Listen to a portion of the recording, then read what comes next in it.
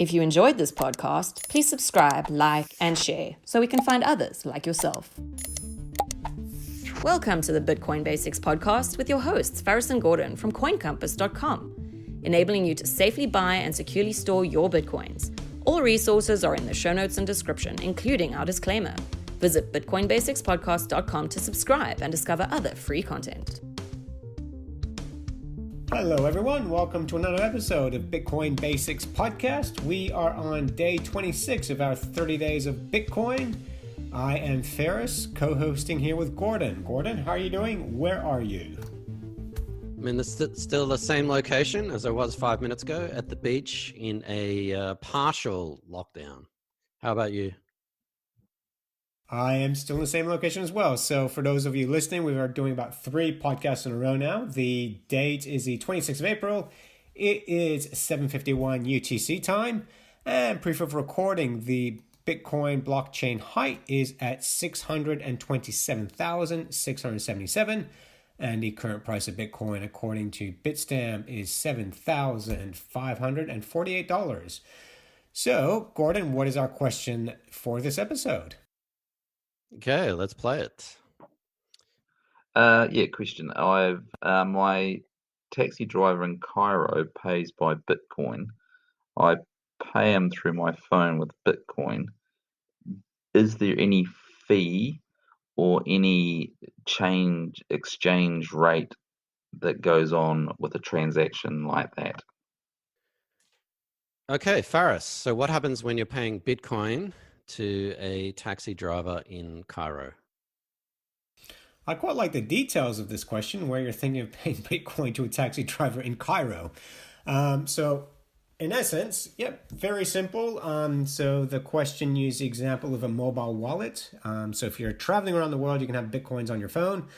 The cab driver, let's say he'd have a QR code on the dashboard of his taxi. You could send Bitcoins directly from your phone to him just by scanning that QR code. That simple, that quick. And then the question relating to currency exchange and fees. So first of all, the fees. Now, this is what I love about Bitcoin and that other people tend to appreciate as well, is that you determine as the user, the person sending Bitcoins, how much fees you want to pay. If you want Bitcoins to get there very quickly, then you can pay a little bit more in fees. If you want to be economical, then you can just basically put in even zero fees if you want to, or there is a very, very small amount. And it just means it will take a bit longer for the Bitcoins to get there. So you actually, as the user, determine how many fees you want to pay.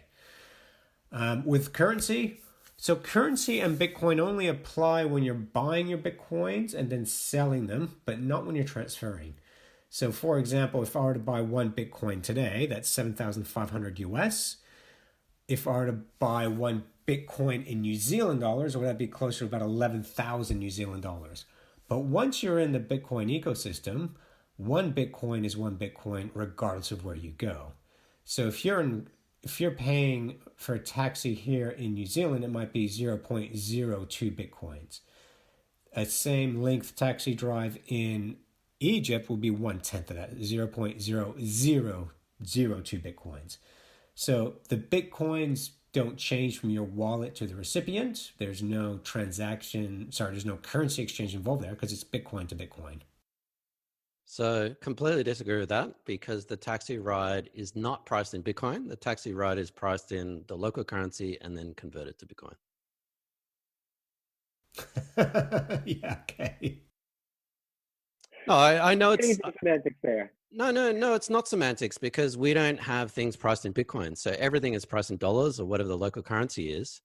And so something has to determine what that is. So I'm sure in reality, the taxi driver doesn't just look up the price of Bitcoin on Bitstamp and then convert it to Bitcoin. He probably uses some sort of service. He may use his Bitcoin wallet, whatever that is for the exchange rate, but he needs to use something, some reference, whether it's a Bitcoin exchange or a Bitcoin wallet, to transfer it into Bitcoin. Or he could actually charge Bitcoins per minute. He can do that. There's nothing preventing him from doing that. So, but I think the nature of the question was, if I bought my Bitcoins in Australia, New Zealand, or America, and then I'm sending them to someone who is in a completely different currency, how is that affected? That was the nature of the question, I think, was, is there a currency exchange because I purchased my Bitcoins from a wallet in New Zealand and then I am sending them to someone in Egypt? That really, I think, was where the question was going, was, is there a currency exchange in that? Because there would be from local currencies. So yeah, once you're in Bitcoin, you send Bitcoins to some other person. There's no other currency involved. It's only But when he withdraws. there is a currency exchange involved, the local currency into Bitcoin. So for example, a $5 taxi ride today is in Bitcoin is going to be a different Bitcoin amount in another 3 months. So there is a currency exchange involved, and the currency is US dollar. No, I said Bitcoin. that, yeah. No, I did say that. So I said it only involves when you're buying or selling Bitcoins, but not when you're transferring Bitcoins. So buying and selling Bitcoins, yes, but a transfer from one Bitcoin wallet to another, there's no other national currency involved in that. Yeah, the Bitcoin rate also probably depends on the taxi driver and what kind of service he's using, as I said before. So yeah, in terms of the fees as well, at the moment, the Bitcoin network is fairly fast, and some Bitcoin wallets, as far as suggested, allow you to choose different fees. And I actually tried this out last week. I tried a wallet that enabled me to send either fast, medium, or slow fees, and the fees were exactly the same. They're, whether you decided to do it fast or slow or whatnot. So, bear in mind, I don't know if we're going down a rabbit hole here, Faris. We probably are, but remembering from our last episode, we looked at confirmations. Bitcoin can take up to 10 minutes for one confirmation. Mm-hmm. So potentially you may just miss that window of opportunity. And when you're paying the taxi driver, you may be, or he may be, or she may be waiting around 10 minutes for that confirmation.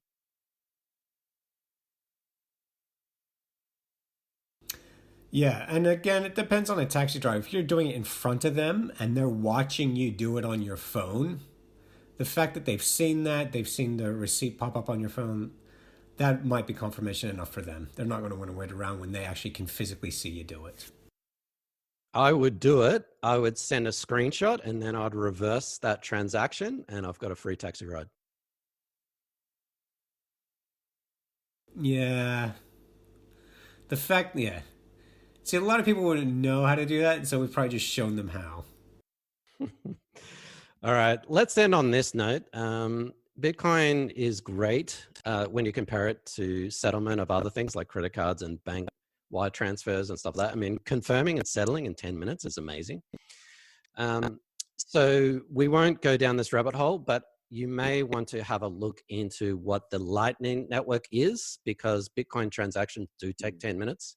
So paying for stuff sort of instantaneously online, taxi cabs, a bar or bakery or whatever, is kind of a bit of a pain. But Lightning is essentially this layer on top of Bitcoin that enables you essentially to transfer payment and use payments instantaneously. And I mean that literally, like within 1 or 2 seconds. And it's pretty much the fastest payment network around. So if you think of even a credit card transaction for a merchant can take up to 30 days, sometimes 60 days because of chargebacks and all that kind of stuff. You think of something like Bitcoin or Lightning Network, you can settle a payment for a merchant within 1 to 2 seconds. So that's pretty amazing.